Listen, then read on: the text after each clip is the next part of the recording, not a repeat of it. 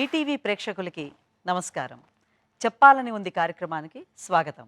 గ్రామీణ స్థాయి నుంచి ఎదిగి వచ్చి టీమిండియా జట్టులో చోటు దక్కించుకున్న క్రికెట్ క్రీడాకారుడు ఎంఎస్కే ప్రసాద్ గారు అంచెలంచెలుగా ఎదిగి టీమిండియా జట్టుకి చీఫ్ సెలెక్టర్గా ఆయన బాధ్యతలు చేపట్టారు.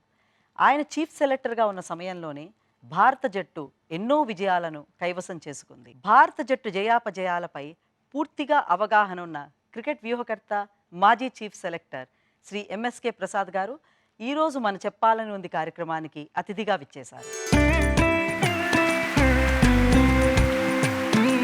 ఎంఎస్కే ప్రసాద్ గారు అంటే తెలుగు జాతిలో, తెలుగు వాళ్ళల్లో ఒక చరిత్ర మీరు సృష్టించారు. ఒక సామాన్య స్థాయి నుంచి అత్యుత్తమ పదవి క్రికెట్ ఫీల్డ్లో ఒక ఇండియన్ టీమ్ చీఫ్ సెలెక్టర్గా మీరు వెళ్ళారంటే అది మామూలు విషయం కాదు. అయితే మీ గ్రామీణ వాతావరణం నుంచి, ఒక సామాన్య మధ్యతరగతి కుటుంబం నుంచి ఆ స్థాయి వరకు మీరు ఎలా వెళ్ళారో ఒక్కసారి మా ప్రేక్షకులతో పాలు పంచుకోండి. గుంటూరు జిల్లాలో మేడికుండూరు అనే మాది స్వగ్రామం. అట్లానే పక్కనే ఇంకొక త్రీ కిలోమీటర్స్ పక్కన ఉన్న పాలడుగు అనే ప్రాంతంలో నేను పుట్టాను. అది మా మదర్ ఊరు. మా మదరు, ఫాదర్ ఇద్దరు మేనరికం. నాన్నగారు డిపార్ట్మెంట్ ఆఫ్ అగ్రికల్చర్ ఎగ్మార్క్లో తన లైఫ్ అంతా కూడా దాంట్లోనే గడిపారు. అట్లానే మదర్ కమలాదేవి గారు. మేము ఒక స్టేజ్లో అంటే మా మదర్ కూడా ఎప్పుడు బెటర్ ఎడ్యుకేషన్, బెటర్ లైఫ్ ఇవ్వాలని అనుకున్నారు. ప్రాబబ్లీ వాళ్ళు మిగతా వాతావరణం చూశారు. అంటే చాలామంది ఇంకా అక్కడే ఇబ్బందులు పడుతూ, కష్టాలు పడుతూ. Grand father he was a freedom fighter, Mannava Shivayya గారు అని. ఆయన freedom fighter. He went in to the jail also. ఎందుకంటే ఆ రోజుల్లో గాంధీజీ గారు ఒక పిలిపిచ్చారు, జైల్ బరో అని. అప్పుడు he went and did and what ever it is, అదంతా కూడా వదిలేసి వచ్చి మా ఫాదర్, మదర్ గుంటూరులో కొత్త లైఫ్ స్టార్ట్ చేశారు. అండ్ నా ఫార్మల్ ఎడ్యుకేషన్ అంతా కూడా కేంద్రీయ విద్యాలయ గుంటూరులో జరిగింది. I'm very very lucky. ఆ లాస్ట్ సెకండ్లో నాకు అంటే అది కేవలం సర్వీసెస్ పిల్లలకే సీట్లు వస్తాయి. కానీ భిన్నంగా తండ్రి, మా ఫాదర్ సెంట్రల్ గవర్నమెంట్ ఎంప్లాయీ కాబట్టి మాకు ఆప్షన్ ఇచ్చింది ఎగ్జామ్ రాయటానికి. నేను లాస్ట్ క్యాండిడేట్ దాంట్లోకి అడ్మిట్ అవటం అనేది. So it's a wonderful Kendriya Vidyalaya అనేది it is very very close to my heart. ఎందుకంటే పేట్రియాటిజం కానీ, ఇంటిగ్రిటీ కానీ, లేకపోతే ఇవన్నీ క్వాలిటీస్ ఆ స్కూల్ నాకు నేర్పించింది. ఎక్స్పోజర్ కూడా పిల్లలకి బాగా ఉంటుంది. ప్రతి ఒక్కళ్ళు ఆ స్కూల్లో చదివిన ప్రతి ఒక్కళ్ళు కూడా sense of patriotism will be at highest degree అనమాట. ఫ్యామిలీ విషయంకి వచ్చేసరికి బ్రదర్ ఇంజనీర్, సిస్టర్ డాక్టర్. మీ ఇటేడు తరాలు అటేడు తరాలు స్పోర్ట్స్ మెన్ అయితే లేరు అనుకుంటాను, నాకు తెలుసు మీ ఫ్యామిలీలో. మరి హౌ కమ్ యూ డెవలప్, మీరు ఎట్లా ప్యాషన్ డెవలప్ చేశారు క్రికెట్ అంటే? ఒకరోజు డైనింగ్ టేబుల్ మీద అందరం కూర్చొని ఉన్నాం. నాన్నగారు అడిగారు ఒక్కొక్కళ్ళని, నువ్వేం అవుతావు. సో బ్రదర్ ఫస్ట్ చాయిస్ బ్రదర్కి ఇచ్చారు. అన్నాడు ఇంజనీర్ అన్నాడు. సిస్టర్ అడిగితే ఆమె డాక్టర్ అవుతానని. సో ఆబ్వియస్లీ మా ఫాదర్కి తెలుసు వీడు ఈజ్ కొంచెం భిన్నం అని, ఈజ్ కొంచెం తేడా అని తెలుసు, ఈజ్ సమ్ డిఫరెంట్ అని తెలుసు. సో నాన్నగారు అడిగారు నువ్వేం అవుతావు అని. అంటే నేను అన్నాను క్రికెటర్ అని.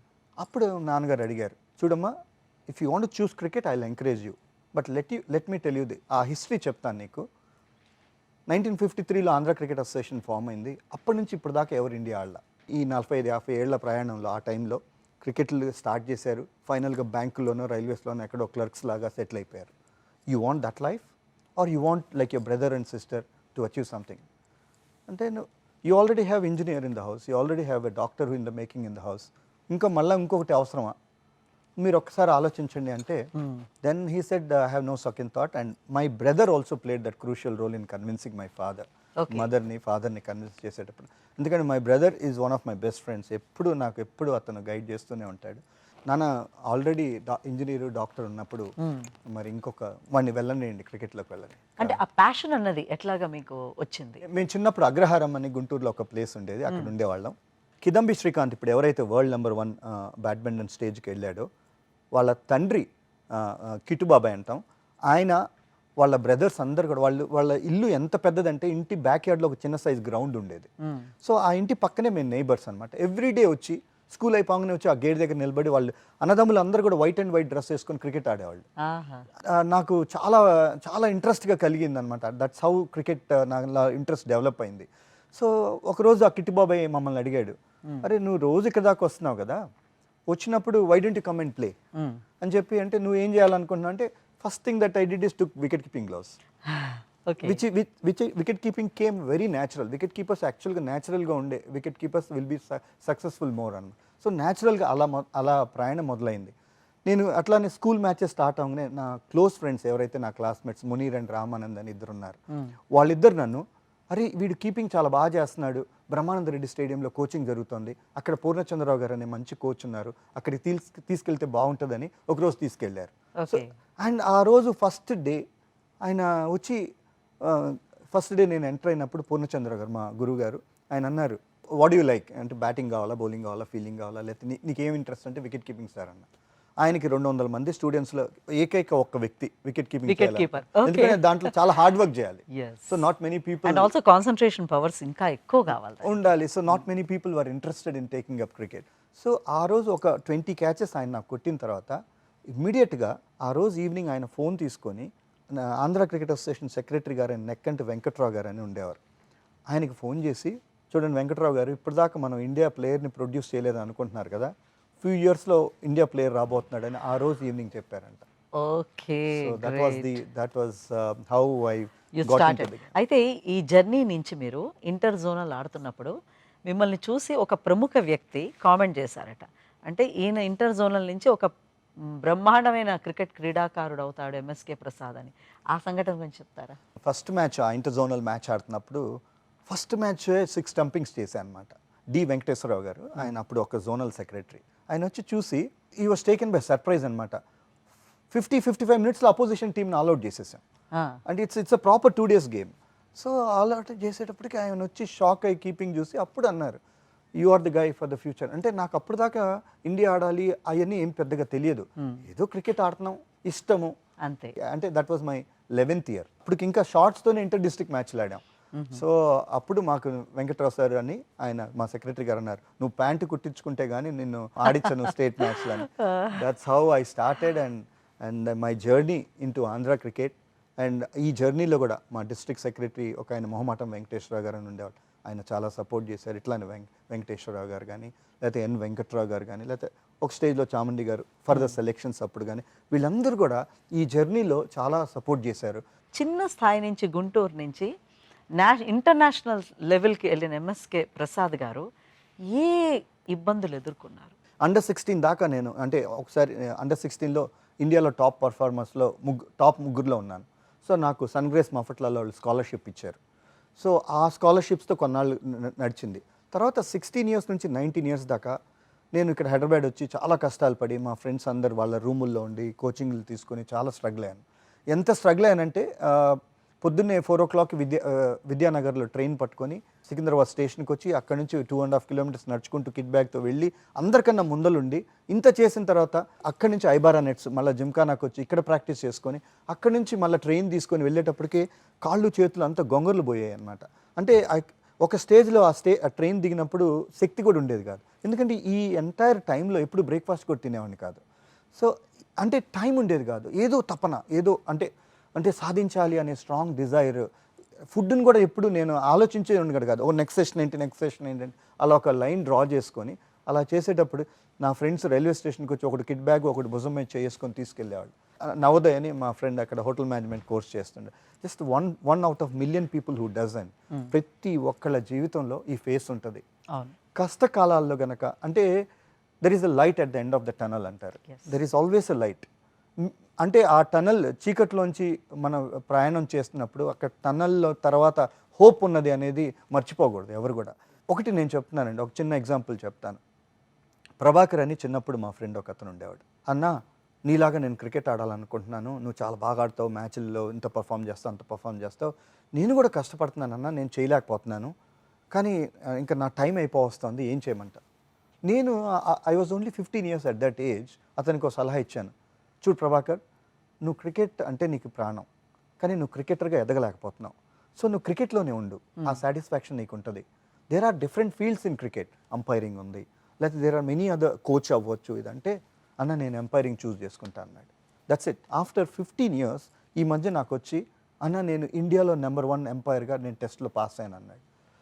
అంటే ఐ ఫెల్ట్ వెరీ హ్యాపీ. అవునా, వండర్ఫుల్ ప్రభాకర్ అంటే అన్న దీనికి కారణం నువ్వు అన్నాడు. అంటే ఏం పిచ్చోళ్ళ మాట్లాడుతున్నావు, నువ్వు ఎంపైరింగ్, నేను క్రికెటర్ని, నువ్వు ఎంపైర్వి, నేను నీకు ఎట్లా హెల్ప్ చేశానంటే, నీకు గుర్తుందో లేదో అన్న, 15 years క్రితం నువ్వు నాకు ఈ అడ్వైజ్ ఇచ్చావు, టేకప్ ఎంపైరింగ్ అని.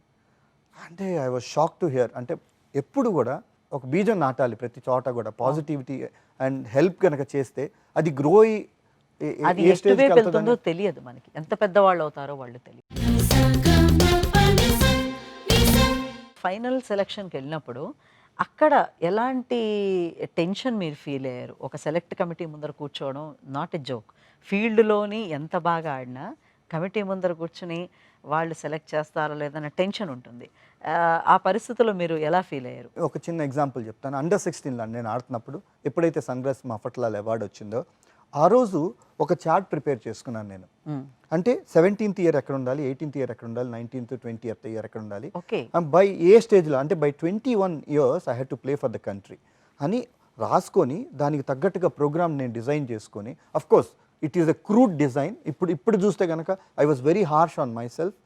చాలా క్రూడ్ డిజైన్. ఆ ప్లానింగ్ ఏదైతే చేసుకున్నానో 21 years తర్వాత నేను అంటే బై అరౌండ్ 98-99 టైంలోకి ఇండియాకి ఆడాలి అని అనుకున్నా. చాలా కష్టాలు పడ్డాను. ఎంత కష్టపడితే అంత ఫెయిల్ అయ్యాను. ఫెయిల్ అవుకుంటూనే వచ్చాను. బట్ హోప్ అయితే ఎక్కడ వదలలేదు. ఒక స్టేజ్ తర్వాత 19 years తర్వాత క్రికెట్ నేను ఆడాలా మానేయాలా, సరైన గురువులు ఒక స్టేజ్ తర్వాత నాకు అందకపోవటం, మాకున్న గురువు ట్రాన్స్ఫర్ అయ్యి వెళ్ళిపోవటం, ఇవన్నీ కూడా సెట్ బ్యాక్ అయినాయి నాకు. సో ఫెయిల్ అవ్వకుంటూ వచ్చాం. ఒక స్టేజ్ తర్వాత నిజంగా ఈజ్ ఇట్ వర్త్ అనే స్టేజ్ వచ్చింది. డిప్రెషన్, ఇప్పుడు వీళ్ళందరూ అంటున్నారు డిప్రెషన్ ఉంటుంది, కానీ ప్రతి ఒక్కరికి ఒక ఆత్మఘోష ఉంటుందండి. అది చెప్తుంది డోంట్ క్విట్, ఉంది నీలో ఉంది. సో 19 years 16 to 19 చాలా ఫెయిల్ అయ్యాను. 19 years తర్వాత ఒక స్టేజ్లో నేను క్రికెట్ మానేసేద్దాం అన్న స్టేజ్లో ఇంటర్ యూనివర్సిటీ మ్యాచెస్ ఆడితే మా గురుగారు అప్పుడు సడన్గా ఆయన వచ్చి, ఎంఎస్కి ఏంటి బాగా ఇట్లా చాలా అప్పుడు వీక్ అయిపోయి చాలా డిప్రెసివ్గా ఉన్నాను. ఏంటంటే ఆయన అన్నాడు, మరలా నేను ఇక్కడికి వచ్చాను, కమాన్ లెట్స్ గో, నువ్వు నా కోసం యూనివర్సిటీ మ్యాచెస్కి వెళ్ళాను. First match 100, second match 180. తెలియకుండా ఒక లాస్ట్ సెకండ్లో ఎంటర్ అయిన యూనివర్సిటీ, మా నాగార్జున యూనివర్సిటీ ప్లేయర్గా నేను ఎంటర్ అయ్యాను. ఫైనల్గా సౌత్ ఇండియా యూనివర్సిటీస్ క్యాప్టెన్ చేశారు. అక్కడ నుంచి రంజీ ట్రోఫీ నుంచి దిలీప్ నుంచి ఇండియా అయ్యే. అంటే ఒక బ్రేక్ వచ్చిందా ఇంకా వరుస వెళ్ళిపోయారు? I never seen in 1.5 years టైంలో నేను 16 ఏళ్ళప్పుడు రాసుకున్నది కరెక్ట్గా 21కి ఆడదాం అనుకున్నాను. 21కి నాకు ఎవరు కాంపిటీటర్స్ వస్తానని కూడా రాసుకున్నా. నయన్ మోంగ్యా, సాబా కరీం, విజయ్ యాదవ్, విజయ్ దహియా, ఎగ్జాక్ట్గా ఆ నలుగురిని బీట్ చేసి this is the power of mind and so if you strongly think that you want something badly, nature will conspire and support. Yes. But hope ఎక్కడ వదులుకోకూడదు. రైట్. ఎవరి లైఫ్లో అయినా బ్రేకింగ్ పాయింట్ ఏంటంటే మ్యారేజ్ చాలా ఇంపార్టెంట్ బ్రేకింగ్ పాయింట్. అక్కడ మీ missus నుంచి love marriage అయినో మీ smile మీ glamour చూస్తే మీ missus గురించి ఎట్లా అనుకుంటున్నారో నాకు అర్థమైపోయింది. బట్ స్టిల్ ఆవిడ నుంచి ఎట్లాంటి సపోర్ట్ వచ్చారు? తను ఫస్ట్ క్లాస్ నుంచి నా classmate. We were actually okay school, okay class, okay bench. మేమందరం ఇట్లా కలిసి పెరిగాం. 4 బాయ్స్ 4 గర్ల్స్, ఎప్పుడు చాలా క్లోజ్గా ఉండేవాళ్ళు. ఇప్పటికి కూడా అదే నా they are all 4 of them are very close to my heart. అందులో నా Mrs one of the girl in that. And తను నేను మీకు చెప్పాను 11 years నుంచి నేను స్టేట్ టీమ్కి ఆడటం మొదలుపెట్టాను. She used to do my homework in school. Unfortunately, even today also she is doing homework. So, కాకపోతే భిన్నంగా. అండ్ ఈ జర్నీలో ఏదైతే నా entire journey of my life, she stood rock solid. మీకు ఎంత టఫ్ లైఫ్ తనకి అంత tough life. Yes, she was a gold medallist in MBBS. ఒక స్టేజ్లో వి ఆల్ కేమ్, హైదరాబాద్కి వచ్చే అవార్డు కూడా తీసుకున్నాం అప్పుడు. One thing she said that if you are నువ్వు ప్రొఫెషనల్ కెరియర్లో ఉన్నావు కాబట్టి I will support the family, you go ahead and do what you want. ఆ ఫ్రీడమ్ ఇచ్చింది కాబట్టి నేను స్వేచ్ఛగా కష్టపడగలిగాను, స్వేచ్ఛగా వాట్ ఎవర్ మన జర్నీ అంటే ఏనాడు కూడా ఇంత కష్టపడుతున్నారు, ఏంటి దీనివల్ల ఉపయోగం, will you reach the target? ఆవిడ డిసప్పాయింట్మెంట్ మీకు ఎప్పుడైనా చూపెట్టారా? ఒకవేళ ఆవిడ డిసప్పాయింట్ అయితే మీ మధ్యన కాన్వర్జేషన్స్ అట్లాంటివి ఏమైనా వచ్చాయా? From the beginning she is always a family life అనేది తనకి ఫస్ట్ ప్రయారిటీ అండి. ఎందుకంటే చిన్నప్పుడు వాళ్ళ పేరెంట్స్ ఇద్దరు ఎంప్లాయీస్ కాబట్టి somewhere down the line she felt that she missed family, అంటే పేరెంట్స్ లవ్. సో అది పిల్లలకి ఇద్దాం అనేది స్ట్రాంగ్ డిజైర్ ఉండేది తనకి. సో ఆ ఉద్దేశంతో that's the reason why she decided, though she was a gold medalist at MBBS లెవెల్లో కూడా, పీజీకి వెళ్ళిన తర్వాత ఉస్మానియాలోనే పీజీ చేసినప్పుడు she took an easy course. అంటే she is an MD biochem now. So that ఏ కార్డియాలజీయో లేకపోతే ఏ పీడియాట్రిక్సో లేకపోతే ఇంకోటి ఏదైనా తీసుకుంటే మీ గురించి లైఫ్, ఎస్, నా గురించి అట్లానే పిల్లల గురించి. సో తను లైఫ్ ఎక్కడ డ్రిఫ్ట్ అయిపోతుందో అండ్ మనం అనుకున్నాం క్లియర్ కట్గా దిస్ ఈజ్ ఆ గోల్ అని. దాని నుంచి డ్రిఫ్ట్ అయ్యి నేను అంటే in the process night duties వస్తుంటాయి, ఇవన్నీ వస్తుంటాయి. So I cannot do justice to you and not for the kids అని చెప్పి తను ఈ కోర్స్ తీసుకుంది. ఈ కోర్స్ వాళ్ళ అడ్వాంటేజ్ ఏంటంటే పిల్లలు స్కూల్కి వెళ్ళిన తర్వాత తను బయలుదేరుతుంది, వచ్చే లోపల తను వచ్చేస్తుంది. And we compromised on money అండి. అంటే మనీ మనకు లేకపోయిన పర్లా, this is our real asset. In the process తను చేసిన దాంట్లో today my daughter is studying in AIIMS అండి. గ్రేట్ అండి. She's third year in AIIMS and my son is actually is in 9th class. He's already has his own blog. He's into research and science and అంటే ఇద్దరు ఎవరికైనా sports interest ఉందా daughter సన్కి? ప్రతి ఒక్కళ్ళు నాన్నలాగా India ఆడాలి, నాన్నకన్నా better ఆడాలని అనుకున్నది వీళ్ళు భిన్నంగా ఆలోచించారు. సింపుల్ ఎగ్జాంపుల్, నా కొడుకుని రెండు సంవత్సరాలు ఎవ్రీ డే పొద్దున్నే 5:30కి మా మిస్సెస్ కోచింగ్ తీసుకెళ్ళేవాళ్ళు క్రికెట్. తీసుకెళ్తే వన్ ఫైన్ డే ఒకరోజు చాలా రిలక్టెంట్గా వెళ్తున్నాడు. నేను షాడో ప్రాక్టీస్ చేసావా, ఇచ్చేసావా అంటే ఒక క్వశ్చన్ అడిగాడు. నాన్న నిన్న ఒక క్వశ్చన్ అడుగుతాను, నేను చాలా నువ్వు అంటే I go for lot of personality development classes. నువ్వు అన్నావు కదా నాన్న ఇది this is a global world అని, ఎందుకు నన్ను క్రికెట్ ఆడమంటున్నాను అంటే, అట్లా కదరా క్రికెట్ లేకపోతే ఏదైనా స్పోర్ట్ కనుక చేస్తే you can represent the country and country ప్రైడ్ని నువ్వు ప్రపంచవ్యాప్తంగా నువ్వు ఆ ప్రైడ్ని నిలబెట్టొచ్చురా. చూడు సచిన్ టెండూల్కర్ ఆడాడు, ఇండియాకి ఎంతో పేరు తెచ్చాడు అంటే, అవును నాన్న సచిన్ టెండూల్కర్ ఆడాడు, ఏ కంట్రీకి పేరు వచ్చిందని. I was taken by shock. అదేంట్రా సచిన్ ఇండియా క్యాప్టెన్ చేశాడు, గొప్ప player, God of Indian cricket కదరా అంటే, నాన్న లూయిస్ పాస్చర్ పెన్సిలిన్ ఇంజెక్షన్ కనిపెట్టాడు, ప్రపంచానికి ఉపయోగపడింది. If I do something will you feel proud of me or not అన్నాడు. I was really moved and taken by shock అండి. And then I said that ఆ రోజు నుంచి అతని కిట్టు అన్ని తీసి ఒక మూల పడేసి, you do what you want and we are here to encourage. నేను ప్రతి పేరెంట్కి కూడా ఇచ్చే సందేశం ఏంటంటే, ప్రతి పిల్లల్లో కూడా ఏదో ఒక టాలెంట్ ఉంటుందండి. ఇప్పుడు మా నాన్నగారు కనుక నన్ను ఎంకరేజ్ చేయకపోతే నేను ఈరోజు ఇక్కడ ఉండేవాడిని కాదు. మీరు ఎలాగ అసలు చీఫ్ సెలక్షన్ కమిటీకి చైర్మన్గా మిమ్మల్ని అపాయింట్ చేయడం జరిగింది? అంటే దీనికి ముందుగా ఒక చిన్న స్టోరీ తెలుసుకోవాలి. ఏంటంటే హైదరాబాద్లో కంఫర్టబుల్ లైఫ్ ఉన్నాం. ఒక fine day she asked me, do you realistical అంటే నేను 2000 తర్వాత ఆస్ట్రేలియా టూర్ తర్వాత బ్యాక్ ప్రాబ్లం వచ్చి బెడ్ మీద చాలా సఫర్ అయ్యాను. అప్పుడు నేను బీడిఎల్లో ఇక్కడ హైదరాబాద్లోనే బీడిఎల్లోనే వర్క్ చేస్తుండేవాడిని. తర్వాత దాని నుంచి రికవర్ అయిన తర్వాత ఇంకా ఆంధ్రాకి ఆడుతున్నాను. So one fine day she asked me. అప్పటికే ధోని అంటే 2003-04లోనే ధోని వచ్చాడు, ఎస్టాబ్లిష్ అయ్యాడు, ఈజ్ డూయింగ్ ఎక్స్ట్రీమ్లీ వెల్. నా ఆపరేషన్ అయిన నెక్స్ట్ ఇయర్ నుంచి ఆంధ్రాకి నేను క్యాప్టెన్ అయ్యాను. 2003 నుంచి 2007 దాకా it was suppose to be the golden period of Andhra cricket. మేము అంటే ఎక్కడికి వెళ్తే ఈవెన్ టాప్ టీమ్స్ లైక్ బాంబేని కొట్టాం, ఢిల్లీని కొట్టాం, you name any good side, Karnataka, Tamil Nadu అన్ని టీమ్స్ని కొట్టాం అండ్ పీక్ స్టేజ్కి రీచ్ అయ్యాం. 2007లో ఒక మ్యాచ్ 100 కొట్టాను బరోడా పైన. నెక్స్ట్ మ్యాచ్ బెంగాల్ని ఇన్ బెంగాల్ 2.5 రోజులు ఆల్అౌట్ చేసి గెలిపించాం. సో ఆ స్టేజ్ తర్వాత ఇంటికి వచ్చి అంతా ఉన్నప్పుడు మా మిస్సెస్ ఒక క్వశ్చన్ అడిగారు, do you realistically think that మళ్ళీ ఇండియన్ టీమ్కి కమ్బ్యాక్ చేస్తారా మీరు అని. Because I did a little bit of స్వాట్ analysis about me and the situation. Analysis చేసినప్పుడు నాకు అనిపించింది, I don't really think I can make it because young Dhoni has come in. And నేనే ఒక న్యూస్ పేపర్లో I gave a big article Mid Day అనే ఒక పేపర్లో, దెర్ ఈస్ ఎ క్రికెటర్. ఎందుకంటే అంత ముందులో మేము దియోదో ట్రోఫీలో చూసాం, టక ఇట్లా వచ్చాడు, 10 ఓవర్లు ఆడి 70-71 కొట్టాడు. సో నేను ఆ న్యూస్ పేపర్కి ఇచ్చిన ఆర్టికల్ ఏంటంటే, I seen one boy called Mahendra Singh Dhoni. He is going to be the answer for next 10 years of Indian cricket provided. అంటే ఆ మ్యాచ్ అతను దీప్ దాస్ గుప్తా అనే కీపింగ్ చేశాడు, ఇతను చూడాలి. I haven't seen his wicket keeping. If he can keep wickets well, but he is going to B solution for next 10 years of Indian cricket అని. అప్పుడు నా క్లోజ్ ఫ్రెండ్ అడిగాడు, అదేంట్రా నువ్వు ఇట్లా ఆర్టికల్ ఇచ్చావు, ఇంకా నువ్వే కంబ్యాక్ ట్రైల్లో ఉన్నా అంటే, that has come something from inside. So coming to this point, మా మిస్సెస్ అప్పుడు అడిగినప్పుడు then I felt realistically I don't think I have a chance to make a comeback in Indian. Why don't you stop playing cricket అని. అంటే when she has sacrifice the whole thing, all these years, ఒక్క question తను అడిగింది, yes why don't you retire. I was hardly 31.5, 32 up. That day I went to the secretary's house and told that I am retiring. That's it. That's the last time I held చేతిలో bat కానీ gloves కానీ పట్టుకుంది. That was my last. So అయిన తర్వాత ఒక 1.5 year we were very very comfortable, హ్యాపీగా. I was just going office, పిల్లలు ఇదంతా చూసుకున్నా, having a good life. Then ఆ సిచ్యువేషన్లో ఆంధ్ర క్రికెట్ అసోసియేషన్లో అప్పుడు సెక్రటరీ గారైన గంగరాజ్ గారు he was actually looking of he was the secretary there and he cricket ఎందుకంటే అతనికి క్రికెట్ మీద అవగాహన అంటే is though he played cricket school లెవెల్స్లో అదంతా క్రికెట్ మీద అవగాహన లేకపోవటం వల్ల క్రికెట్ ఆపరేషన్స్ ఎవరైతే టేకప్ చేయాలి అని అనుకున్నప్పుడు అందరినీ కనుక్కొని అన్నీ చేస్తే they is one boy called MSK మీరు అక్కడికి వెళ్ళి ఆయన్ని అడగండి and he can come and serve Andhra cricket. He came all the way from Vijayawada, మా ఇంటికి వచ్చారు. వచ్చి ఎంఎస్కే ఇప్పుడు ఆంధ్ర క్రికెట్ అసోసియేషన్లో నేను ఐఎమ్ ది సెక్రటరీ, నాకు క్రికెట్ మీద అంత అవగాహన లేదు, why don't you come and join. అప్పటికి 28 years of central government service ఉంది. So I don't know that I know where I'm going because this is the same Andhra which produced మీ.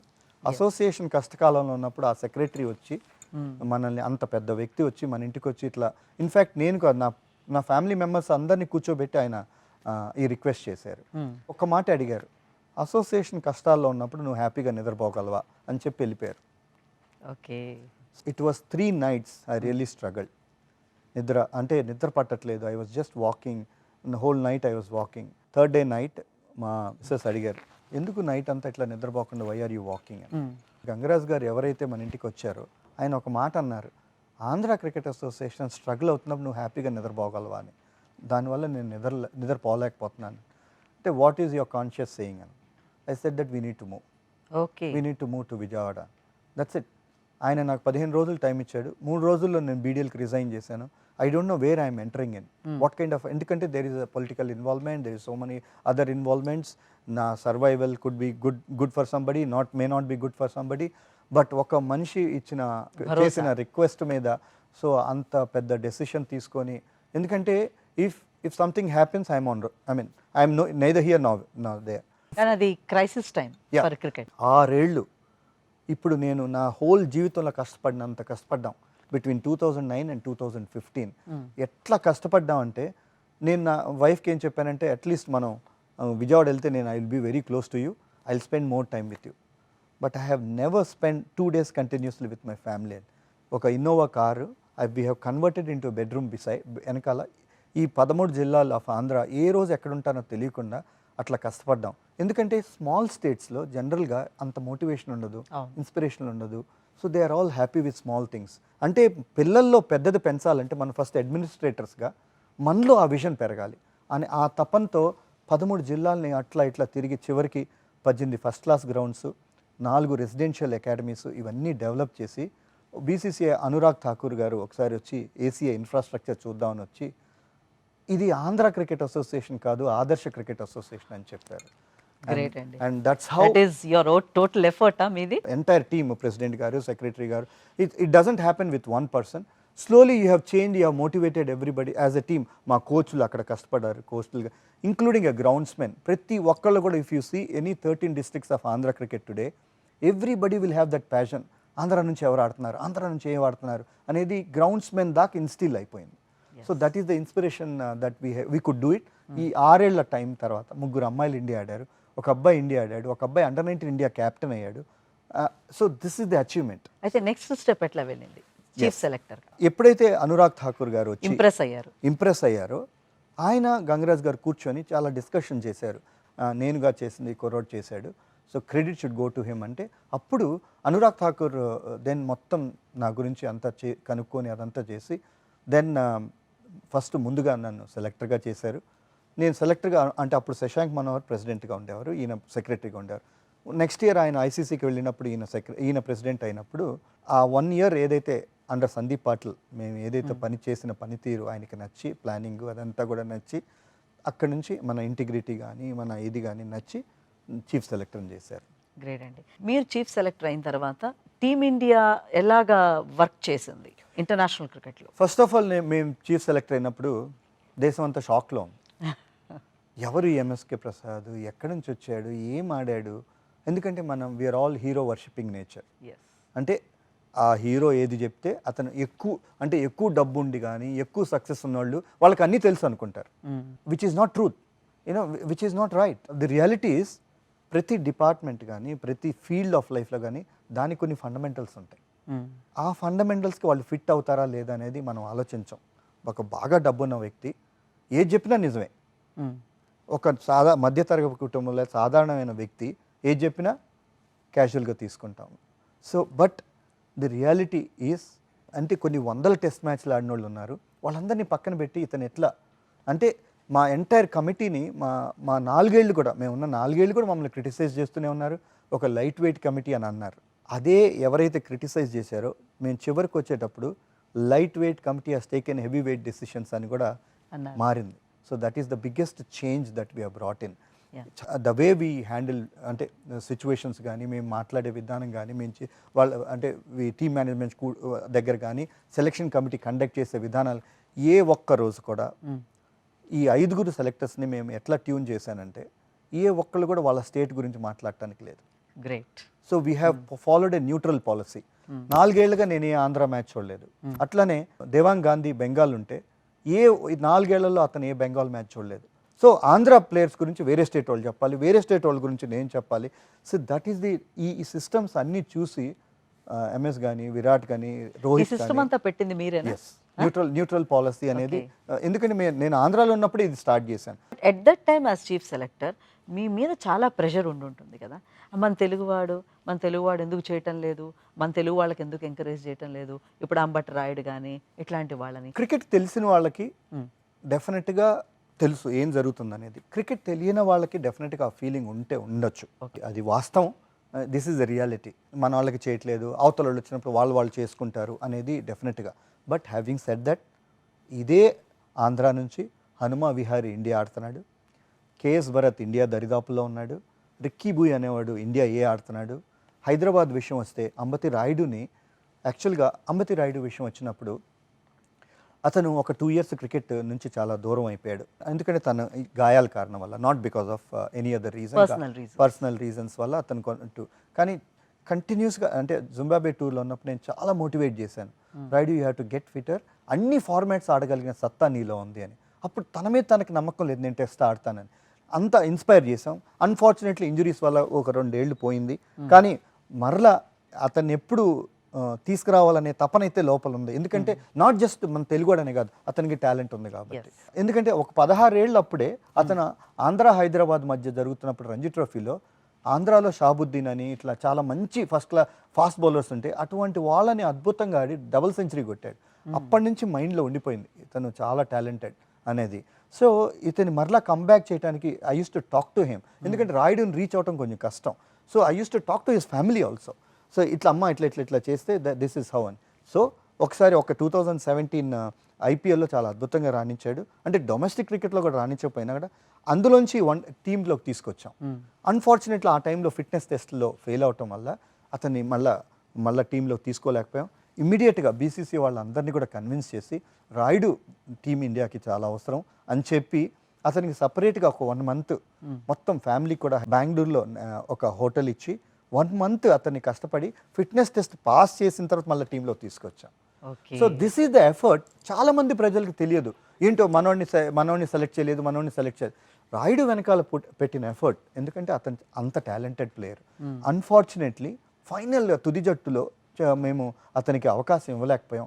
దానికి కారణాలు కూడా ఎందుకంటే కాంబినేషన్స్ అనేది కూడా చాలా ఇంపార్టెంట్. కండిషన్స్ అనేది అక్కడ ఉన్న కండిషన్స్ కాంబినేషన్ అంటే నేను తీసుకున్నదే సరైన నిర్ణయం, తీసుకుంది సరైన నిర్ణయం కాదని నేను డిఫెండ్ చేయడానికి కాదు.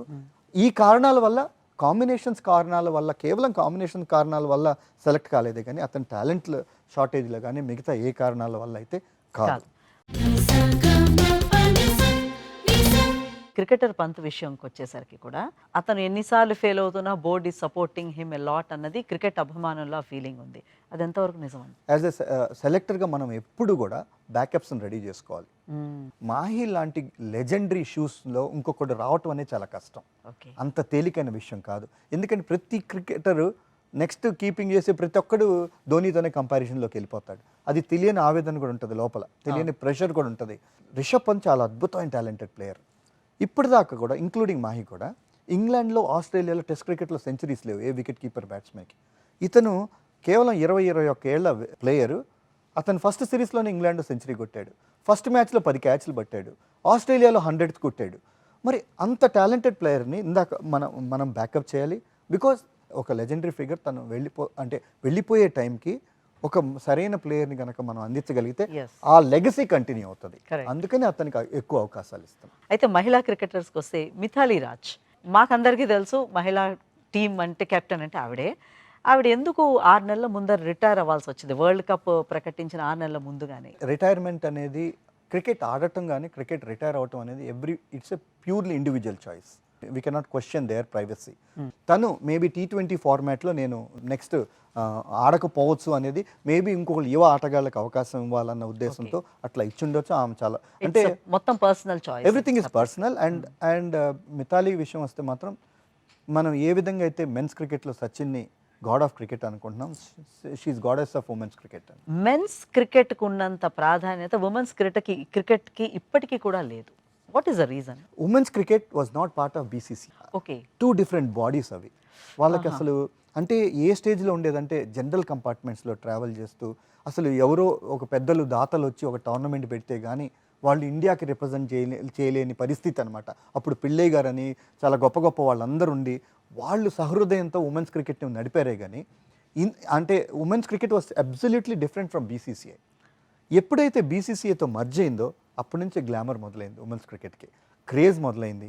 మెన్స్తో పాటు వాళ్ళు కూడా వాళ్ళ ట్రైనింగ్ కానీ వాళ్ళు ఇప్పుడు నేషనల్ క్రికెట్ అకాడమీ బెంగళూరులో ఉంది, అది మెన్ ఉమెన్ ఇద్దరు షేర్ చేసుకుంటున్నారు. ఓకే. సో దానివల్ల ఇంప్రూవ్ అయ్యి ఒకప్పుడు జనరల్ కంపార్ట్మెంట్స్లో చాలా ఇదే జులన్ గోస్వామి కానీ మిథాలీ రాజ్ కానీ వాళ్ళ అర్లియర్ ఫేస్ అంతా కూడా చూశారు. In fact they were very fortunate, 2 ఫేస్లు చూశారు వాళ్ళు.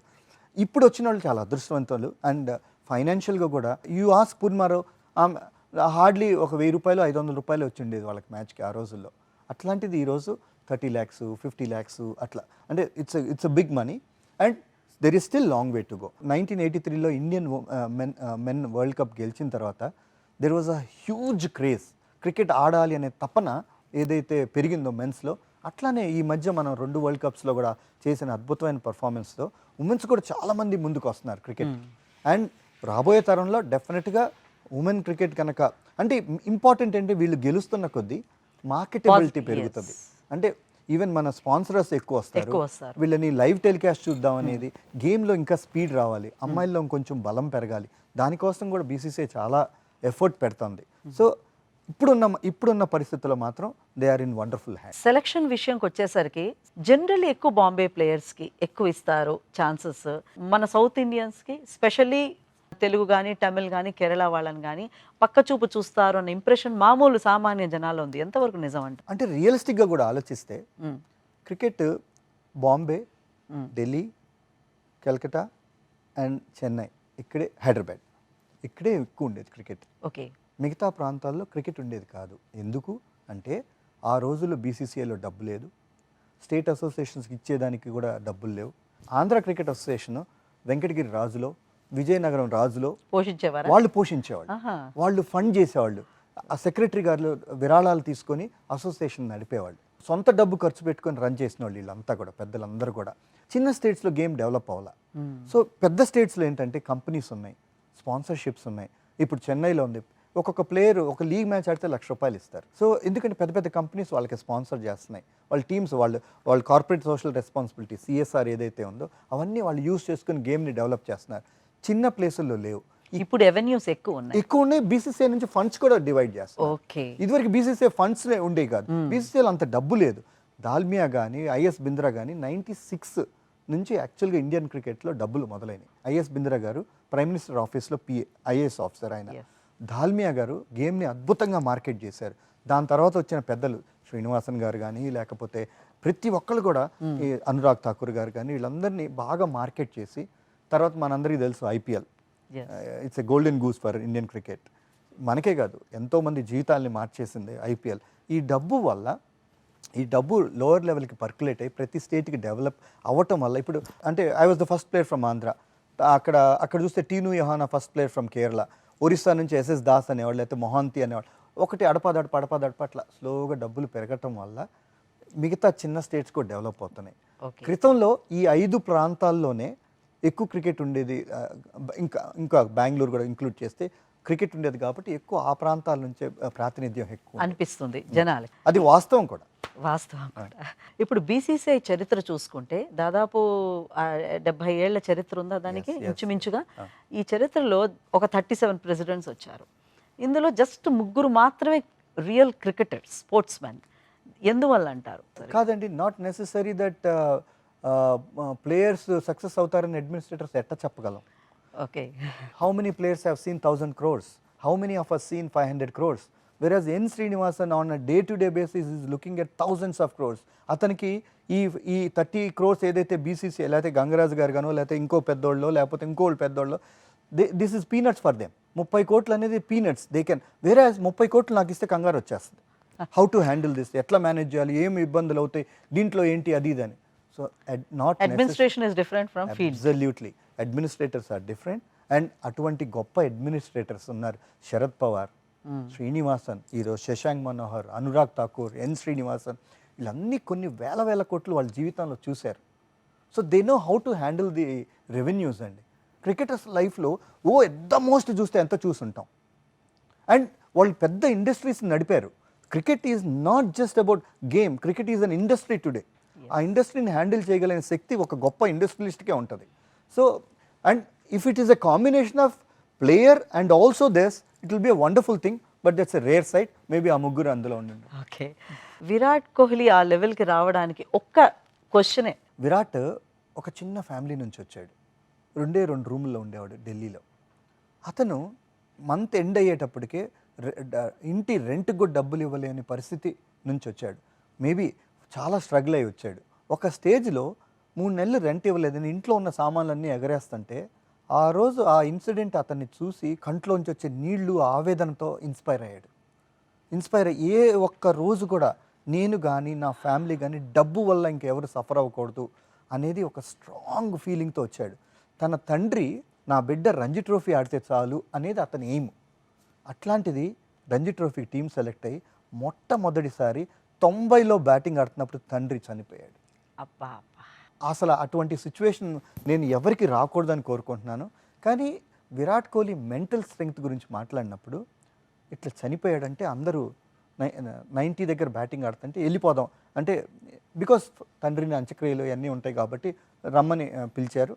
ఆ ఇన్సిడెంట్ ఏదైతే ఉందో, తండ్రి పడిన ఆవేదన, ఆ ఇంట్లో ఉన్న సామాన్లు ఎగరేసిన ఆవేదన, this is not a real tribute. ఈ స్టేజ్లో కనుక అతను బయటకు వచ్చేస్తే this is not is real, నా తండ్రికి నేను ఇవ్వాల్సిన రియల్ ట్రిబ్యూట్ ఇది కాదు అని చెప్పి ఆ రోజు మ్యాచ్ కంటిన్యూ అయ్యి నెక్స్ట్ డే 160 రన్స్ కొట్టి అప్పుడు ఫ్లై అయ్యాడు తండ్రి దగ్గరికి. That is Virat Kohli.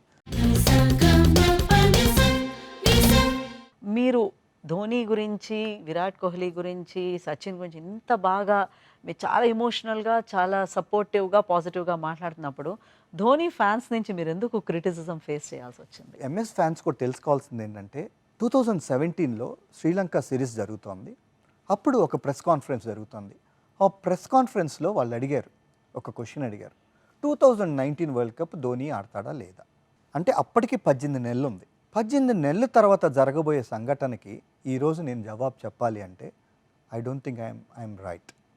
అప్పుడు ఏమైందంటే ఆ ప్రెస్ కాన్ఫరెన్స్లో నేను ఏం చెప్పానంటే 18 నెలల తర్వాత జరగబోయేది నేను ఊహించి నేను చెప్పలేను, అది నాది కరెక్ట్ కాదు, అది ధర్మం కాదు అన్నప్పుడు అదే రిపోర్టరు తీసుకెళ్ళి Dhoni future is uncertain set by chairman of selection committee అని. సో దాంతో విపరీతమైన ట్రోలింగ్ జరిగింది అంటే సోషల్ మీడియాలో. అంటే ఎందుకు ప్రజల్లో అట్లాంటి నెగిటివ్ ఎందుకు వచ్చిందంటే ఇది కారణం. ఈ ధోని ఫ్యాన్స్ అందరు కూడా మనకు ఇంక్లూడింగ్ మీ తెలుసుకోవాల్సింది ఏంటంటే, ఇదే మహేంద్ర సింగ్ ధోని కాల్ చేసి ఎంఎస్కే బాయ్ నీ పొజిషన్లో నేనుంటే ఎగ్జాక్ట్గా అదే చెప్తాను. How can I predict something which is going to happen after 18 months. సో నువ్వు చెప్పింది కరెక్టు, మిగతా విషయాలు నువ్వు మైండ్లో ఏం పెట్టుకోవద్దు. డోంట్ థింక్ దట్ నేనేమన్నా ఎఫెక్ట్ అయ్యానా దీనివల్ల అని. I'm the same Dhoni and we'll still maintain the same relationship. Great అండి. అయితే ప్రసాద్ గారు ధోని వాళ్ళ ఇంటికి వెళ్ళినప్పుడు ఒక టీ విషయమై ఒక కామెంట్ చేశారు ధోని, దాని గురించి మా ప్రేక్షకులకి చెప్తారా? ఎస్, ధోని ఫ్యాన్స్ కూడా డెఫినెట్గా హ్యాపీగా ఫీల్ అవుతారు. రాంచీలో టెస్ట్ మ్యాచ్ జరుగుతున్నప్పుడు ఎంఎస్కే బాయ్ ఇంటికి వెళ్దాం అన్నాడు. సరే ఇంటికి వెళ్ళాం. నేను టీ తాగుతానని ఎప్పుడో 1 year or 2 years ముందలే అతనికి తెలుసు. అతను కూడా టీ ఫ్యాన్, మామూలు రెగ్యులర్ టీ, మిల్క్ టీ బాగా తాగుతాడు తను కూడా. సో కూర్చున్నప్పుడు అంత మాటల మీద చాలా డిస్కషన్ చేస్తున్నాం. అతను బైక్స్ గురించి, డాగ్స్ గురించి అన్నీ చెప్తున్నాడు. టక్కని ఇలా చూశాడు. ఈ లోపల అతను వెళ్ళి టీ తీసుకొచ్చాడు. అందరికి బ్యూటిఫుల్ వండర్ఫుల్ కప్స్ వచ్చినాయి, ఇంత మగ్గుల్లాగా, మన బ్యూటిఫుల్ మగ్స్ లాగా ఎంత వచ్చినాయి. అతనికేమో మన మన రోడ్ సైడ్ చాయ్ బండార్లో మన గ్లాస్ ఉంటుంది కదా, లైన్స్ మామూలు గ్లాస్, టీ గ్లాస్ అనగానే అందులో మైండ్లో గుర్తొస్తుంది కదా, మన కేరళ చాయ్ గ్లాస్. అది తీసుకొచ్చి అతను అంత ట్రేలో మాకేమో అందమైన టీ కప్స్ ఉన్నాయి, అతనికేమో అది ఉంది. అంటే నేను షాక్ అయ్యాను. మహి ఏంటిది అన్నాను. అంటే ఒకటే చెప్పాడు, this will remind me where I have come from. నేను ఎక్కడి నుంచి వచ్చానో నాకు ఎప్పుడు ఈ గ్లాస్ గుర్తు చేస్తారండి. సచిన్ దగ్గరకు వస్తే మీ నాన్నగారు మిమ్మల్ని ఎప్పుడైనా సచిన్ విషయంలో తిట్టారా? ఆడే రోజుల్లో ఎప్పుడు ఫోటోలు తీయాలని చాలా షైగా ఉండేది. అవును, చాలా షైగా ఉండేది. అండ్ సచిన్తో ఫోటో అంటే ఇద్దరం కలిసి ఆడతాం కదా, ఫోటో తీసుకుంటే అతను ఏమైనా అనుకుంటాడేమో అనే ఫీలింగ్ ఉండేది. సో అందుకని అంటే ఇప్పటికి కూడా మా ఫాదర్ అదే అడుగుతారు, అరే నీకు సచిన్, ఈ మధ్య సచిన్ నేను ఇద్దరు ఒకే రోజు పుట్టామండి. సేమ్ 24th April ఇద్దరు.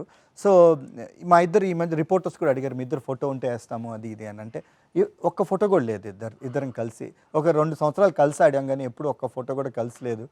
సో మేబీ ఇద్దరం కలిసి ఆడినప్పుడు ఆడాం కానీ బట్ అట్లా అది ఉండింటుంది. బట్ ఎప్పటికైనా అది తీర్చుదాం, చూద్దాం. వైజాగ్ స్టేడియంకి మీరు చాలా డెవలప్ చేశారు, అందువల్లే మీరు దానికి ఎంతో సపోర్ట్ చేసిన వల్ల మీ పేరు కూడా పెట్టడం జరిగిందని అన్నారు. దాని గురించి చెప్తారా? అంటే వైజాగ్ స్టేడియం డెవలప్ చేసింది నెక్కంటి వెంకట్రావు గారు అండి, ఆయన టైంలో. దాని తర్వాత మేము వచ్చిన తర్వాత చాముండి గారు ఫ్లడ్ లైట్స్ అదంతా చేశారు. దాని తర్వాత గంగరాజు గారు వచ్చి దాన్ని టెస్ట్ స్టేటస్ తీసుకొని వచ్చారు. సో ఈ ప్రాసెస్లో డెఫినెట్గా I'm a part of that process.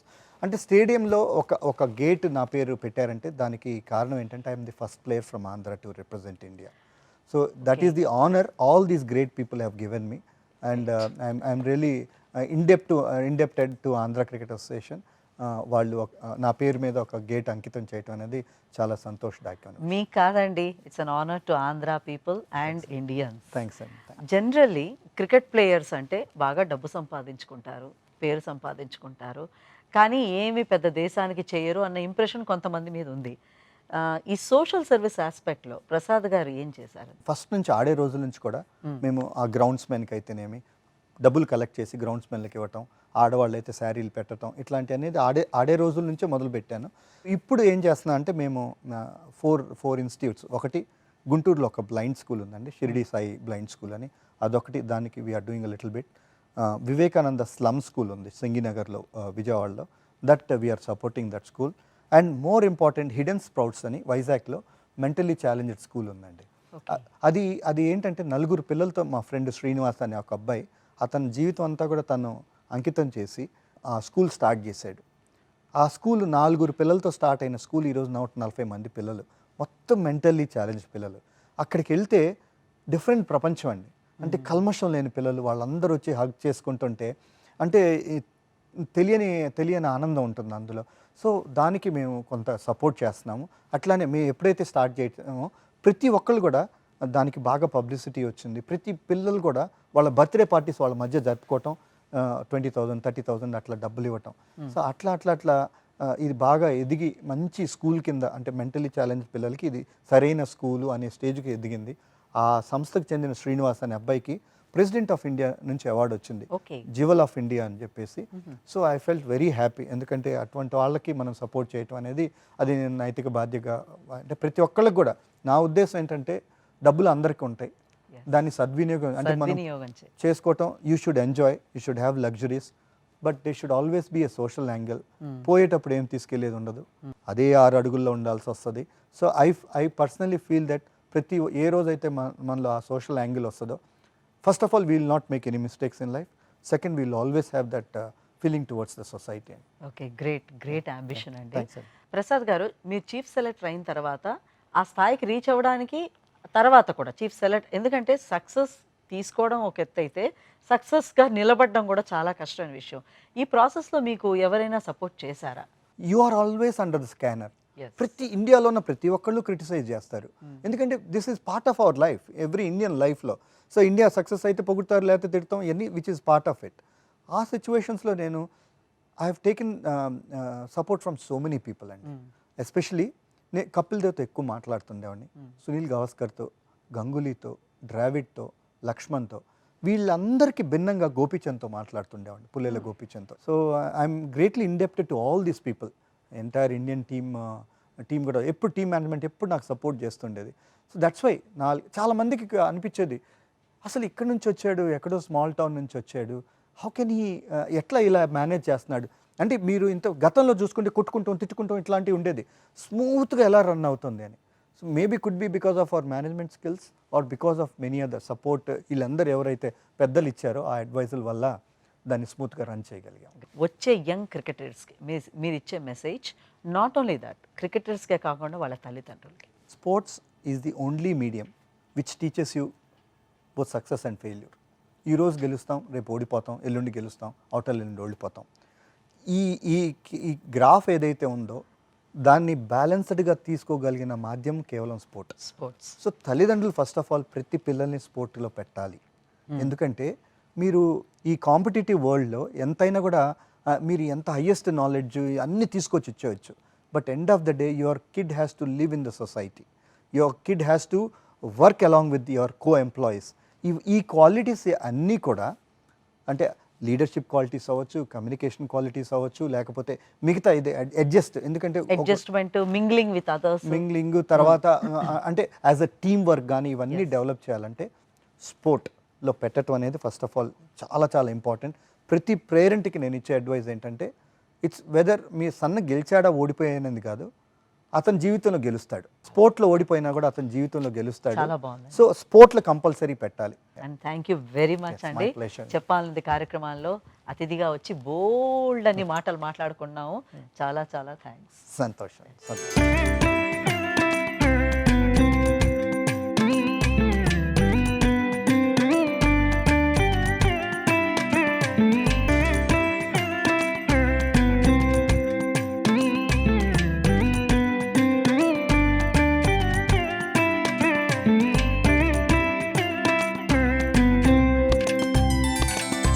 ఈ కార్యక్రమాన్ని ఈటీవీ విన్ మొబైల్ యాప్లో కూడా వీక్షించండి.